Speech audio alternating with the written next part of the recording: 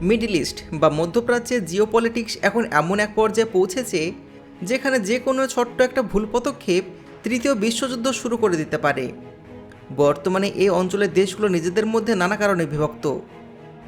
কিন্তু বন্ধুরা, একবার কল্পনা করুন তো, যদি ইসরায়েল এবং আমেরিকার এই অ্যাগ্রেসিভ পলিসির বিরুদ্ধে মধ্যপ্রাচ্য এবং এশিয়ার 5টি সবচেয়ে শক্তিশালী মুসলিম দেশ নিজেদের রাজনৈতিক ভেদাভেদ ভুলে এক হয়ে যায়, তাহলে কি হবে?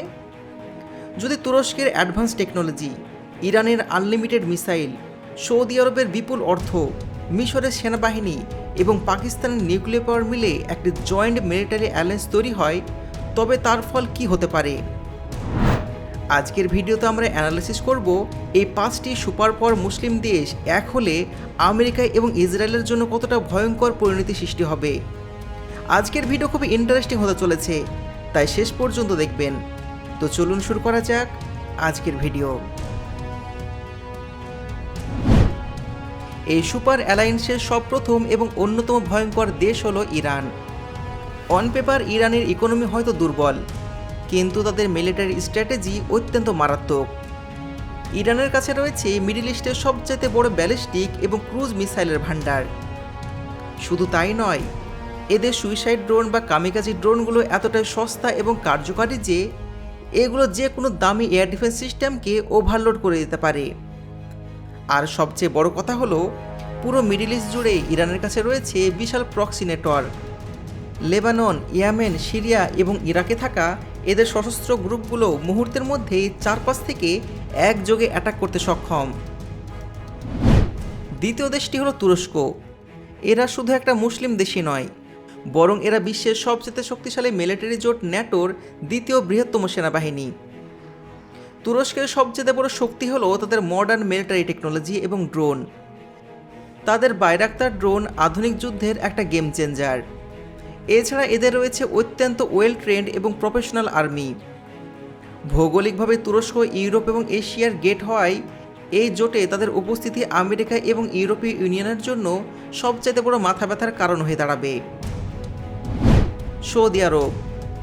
যে কোনো বড় যুদ্ধ জেতার জন্য সবচেয়ে বেশি যেটা প্রয়োজন সেটা হলো ফান্ডিং বা টাকা। আর এই অ্যালায়েন্সের ইকোনমি ব্যাকবোন হবে সৌদি আরব।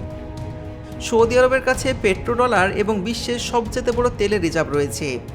তারা যদি তেল সাপ্লাই বা অয়েল ওয়েপেন ব্যবহার করে পশ্চিমা দেশগুলোকে তেল রপ্তানি বন্ধ করে দেয়, তবে পুরো গ্লোবাল ইকোনমি ধসে পড়বে। এছাড়া গত কয়েক দশক ধরে বিলিয়ন বিলিয়ন ডলার খরচ করে সৌদি আরব আমেরিকা এবং ইউরোপ থেকে সবচাইতে বেশি আধুনিক ফাইটার জেট, রাডার এবং এয়ার ডিফেন্স সিস্টেম কিনেছে, যা এই জোটের আকাশ প্রতিরক্ষাকে করবে অবেদ্য। 4 নম্বর দেশটি হলো মিশর। আরব বিশ্বের সবচেয়ে বড় স্ট্যান্ডিং আর্মি বা সেনাবাহিনী রয়েছে মিশরের কাছে। তাদের কাছে প্রায় 5 লক্ষ অ্যাক্টিভ সৈন্য রয়েছে। তবে মিশরের সবচেয়ে বড় হাতিয়ার তাদের সৈন্য নয়, বরং তাদের ভৌগোলিক অবস্থান। মিশরের কন্ট্রোলে রয়েছে বিখ্যাত সুয়েজ খাল। বিশ্বের প্রায় 12% গ্লোবাল ট্রেড বা আন্তর্জাতিক বাণিজ্য এই সুয়েজ খাল দিয়ে হয়। যুদ্ধের সময় মিশর যদি এই খাল ব্লক করে দেয়, তবে আমেরিকা এবং ইউরোপের সাপ্লাই চেন পুরোপুরি ভেঙে পড়বে এবং তাদের যুদ্ধ জাহাজগুলোর মুভমেন্ট আটকে যাবে। আর সর্বশেষ এই জোটে যুক্ত হবে সেই দেশ যাদের কাছে রয়েছে আলটিমেট গেম চেঞ্জার, পাকিস্তান। মুসলিম বিশ্বের একমাত্র নিউক্লিয়ার পাওয়ার বা পারমাণবিক শক্তিধর দেশ হলো পাকিস্তান। এদের কাছে 100-র বেশি আধুনিক নিউক্লিয়ার ওয়ারহেড এবং অত্যন্ত শক্তিশালী ব্যালিস্টিক মিসাইল রয়েছে।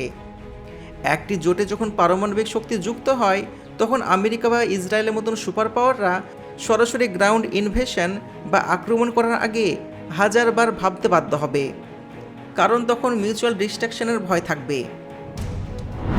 তাহলে ফাইনাল কি দাঁড়ালো? তুরস্কের টেকনোলজি, ইরানের অ্যাসিমেট্রিক ওয়ারফেয়ার, মিশরের বিশাল সৈন্য, সৌদি আরবের আনলিমিটেড ফান্ডিং এবং পাকিস্তানের নিউক্লিয়ার শিল্ড। এই 5টি দেশ যদি সত্যি নিজেদের স্বার্থ ভুলে এক হয়ে যায়, একটি কমান্ড সেন্টারের অধীনে যুদ্ধ শুরু করে, তবে তা হবে ইসরায়েল এবং আমেরিকার জন্য ইতিহাসের সবচেয়ে বড় দুঃস্বপ্ন। আমেরিকা হয়তো সুপার পাওয়ার, কিন্তু এতগুলো ফ্রন্ট বা দিক থেকে একসাথে ইকোনমি, সাইবার এবং মিলিটারি অ্যাটাক সামলানো কোনো দেশের পক্ষেই সম্ভব নয়। তবে বন্ধুরা, রিয়েলিটি হলো জিওপলিটিক্স। এই 5টি দেশের রাজনৈতিক আদর্শ এবং স্বার্থ এতটাই আলাদা যে এদের পুরোপুরি এক হওয়াটা বর্তমানে প্রায় অসম্ভব। তবে ভবিষ্যতে যদি এমন কিছু ঘটে তবে ওয়ার্ল্ড ম্যাপের সমীকরণ চিরতরে বদলে যাবে। তো আপনাদের কি মনে হয় এই 5টি দেশ কি কখনোই একসাথে জোট গঠন করতে পারবে? নিচে কমেন্ট সেকশনে আপনাদের মতামত জানাবেন। ভিডিওটি ইনফরমেটিভ লাগলে একটা লাইক দিন এবং এরকমই আরও ভিডিও দেখতে চ্যানেলকে সাবস্ক্রাইব করুন।